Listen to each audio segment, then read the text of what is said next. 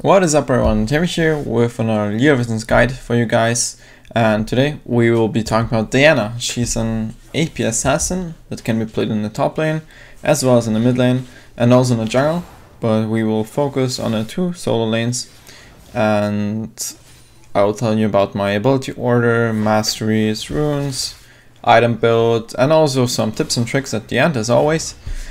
And my build is a bit different from other Diana players, I think, because I built a certain item on her that I have not seen anyone else build on Diana, and I think it's a bit of a, well, it might seem weird, but it really works, so I'm going to tell you all about that.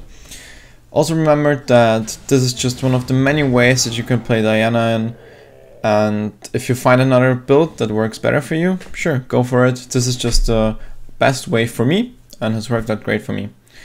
And also I won't be going into details about her abilities, so if you want to know more about those, just go ahead, watch the right spotlight, read on the wiki, or just play her in a custom game or something once so that you know about her abilities. With that said, let's get started. First of all, let's talk about the ability order. You want to take your ultimate whenever possible, of course, then max your Q, max your W next, and your E last. You can take a point into Q, W, E in your first 3 levels. If you say that you don't need your E, you can also take it at level 5 for example, or even at level 7 and just focus on Q and W. But I found that her E is a very useful tool, nice CC, and you can also get more auto attacks in, so I like to take that at level 3, but it's personal preference from that.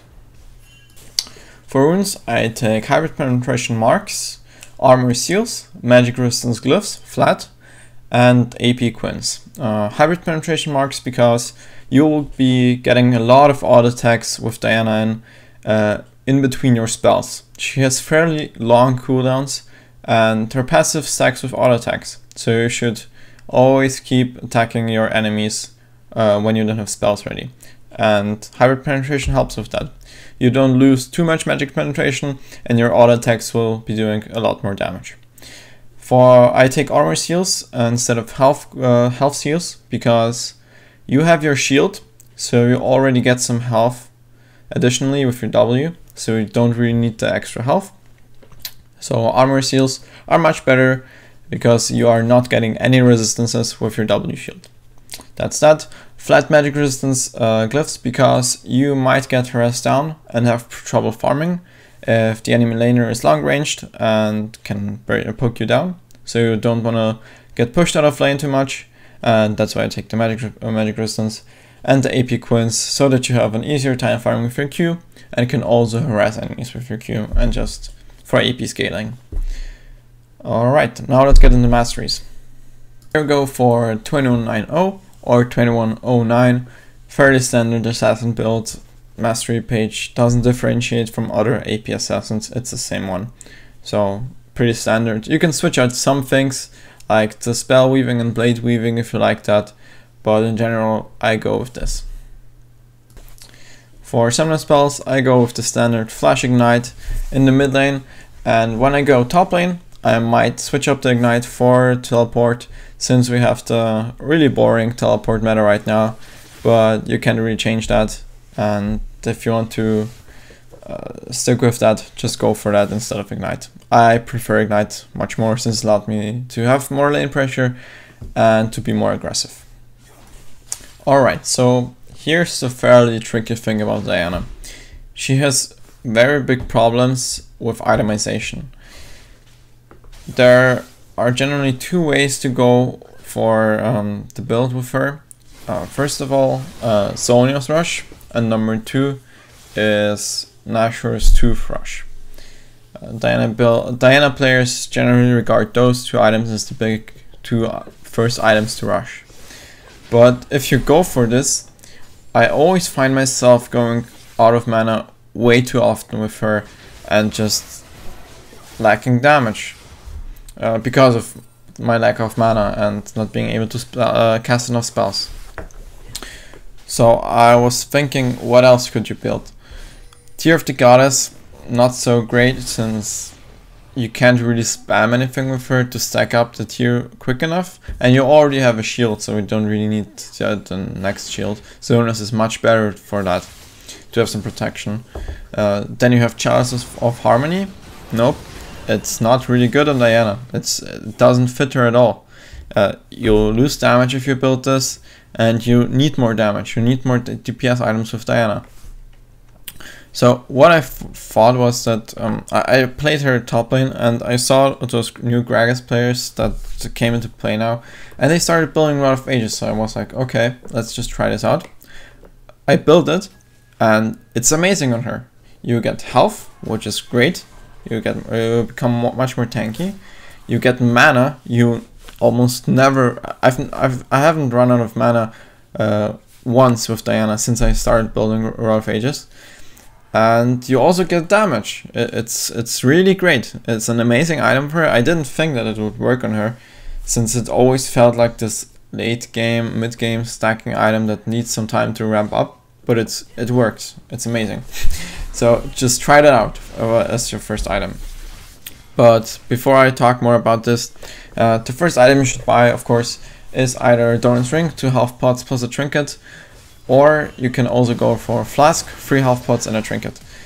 You should go for a flask if you are worried about getting bullet out of lane. Or for example, if the enemy has an Ahri and you don't feel confident enough in dodging her spells, just go for the flask to have a safer laning phase. If you want to have more damage, for example, and you won't have trouble farming, for example against the Zed, you should always go for the Doran's Ring, since it's a nice start. But then there are 2 possibilities. If you have enough gold out of laning phase at your first recall to afford a catalyst, go for it. Just pick up the catalyst, you will have sustain, you will be more tanky, and you can just keep farming when you get into lane again. If you don't have enough gold and you still need to recall because you get forced out of lane or something, I would go for a Doran's Ring, a second one, and also maybe boots, just to keep the early game flowing and to not fall behind too much. The second Doran's Ring allows you to have more mana sustain, more damage, and to keep farming. But even if you go for the second Doran's Ring, you still want to go for a Catalyst of the Protector to finally finish your Road of Ages. After that, you can either get a Nashor's Tooth or a Xonius Hourglass. I almost always get a Xonius Hourglass, and here's a short explanation why. First of all, she has fairly long cooldowns, so if you miss your Q and you still need to ult in, you might want to use Xonius to just wait a few seconds without getting focused to have your spells up again, for example your Q or your W. And also, when you jump in with Diana, because that's how she is designed, it's a bit of a flawed design since she's an assassin that is kind of squishy, but still has to go into melee range to deal damage, and has to go into a whole team to use her E effectively, to pull 5 people towards her. So when you're in the midst of 5 people as a squishy AP assassin that is supposed to take out the enemy AD carry, you might get a few problems when you get focused down. So Xonius is very important in case you want to make that initiation, because you can do that with Diana. Pull 5 people into you and then use Xonius, and they will have to switch their focus from you to someone else, to your frontline tank, top laner, or whoever, your jungler, and so on. And this allows you to have some time, regain focus, and then go for the squishies and take them out. At least that's how I play Diana. When it comes to boots, I almost always build Sorg boots. I think I've never built Merc Treads or Ninja Tabai on Diana, and I would advise you to get them after Rod of Ages, for example, because you have a big item done and you can just throw in the boots there and spend some gold for that, and then go for the Xonius and the Nashor's Tooth. The last 2 items are honestly completely up to you and just depend on the game and your enemies and on preference. One good item you could build is Void Staff, since you will have a lot of magic pen, and in case your enemy team builds a lot of magic resistance, you'll definitely want to pick this item up. If they don't build magic resistance, you can also go for a Rabadon's Death Cap to just increase your ability power and get some more damage in general to burst more squishies down. Different items are Guardian Angel, for example, or Lich-Bane. If you want to have something defensive and are scared of dying and not using your zonas correctly, go for the GA. Also, if you want to have more damage and just want the nice on-hit effect from Lich-Bane, go for that. It's a great item for Diana, although I think that Nature's Truth is much better since it scales with your passive, and that's it.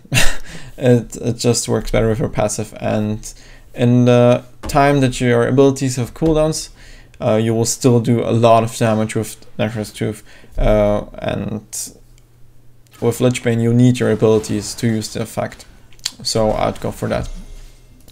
Also, one item that is pretty interesting for Diana is Iceborne Gauntlet and also Frozen Heart, but mostly Iceborne Gauntlet. It's very nice when you're top lane or also mid lane. It doesn't give you that much burst, but it allows you to chase people much easier and slow them. So if you're playing an AD heavy team and want some more armor, you can try this item out too. It's really fun, especially when you're top lane. So just test it and see if it works for you. Last but not least, let's talk about tips and tricks for Diana. First of all, always stack up your passive before engaging someone with your full combo. What I mean by this is, if you are level 6 and you want to all-in someone or just harass them, you always auto-attack 1-2, so that you have your third stack ready with the bonus AP damage, then Q, R, W somewhere in between, auto-attack with the AP bonus, and R again. With your auto-attack you will do massive damage and you have your maximum damage output. I rarely see Diana players use this, and you should really consider this and keep that in mind when you go in for harass or for a full out engage. Tip number 2 is really simple. Diana can do raves very easily, since once you get your ultimate, you just Q over to your raves, use your W, jump in with your R through the wall and just clear them really quickly with your passive and your Q, and you're done. You'll get some more gold out of it, and you should keep doing it. And even without blue buff, if you have Rod of Ages, you won't have mana problems, so you can do this every time. Of course, only if your lane is pushed out and you don't let your enemy mid laner roam too much. Tip 3, and this is probably the most important one. Back in OGN, when someone played Diana, I saw that they used their QR combo in a way that it looked like they ulted before they used their Q. But what really happened is they used their Q and they are certain that their Q is going to hit the target that they're gonna ult. So they use their Q, and while the arc is flying, while your spell thingy is doing the moon arc, you press R before your Q has landed. So your combo will be much smoother then, and you still get the reset even though your Q technically lands on your target after you've already jumped there. So you save a second or more, and you can already start chopping away at your target with your auto attacks. It's a thing that looks really great if you can pull it off correctly, but it requires a lot of practice, so just try it out in custom games if you manage to do it. It's just a nice thing that I liked about Diana, and I always enjoyed doing that. Alright, so we're at the end of another League of Legends guide. I hope you enjoyed this one. I tried to keep it as short as possible and still having the information that I wanted to tell you about Diana. Try this build out, as I said. If you don't like it, just go for a standard DFG, Zonus Rush or Abyssal Scepter Rush. But this is something worth trying out in my opinion, because it's really interesting and it works, at least for me. So thanks for watching guys, and I'll see you next time.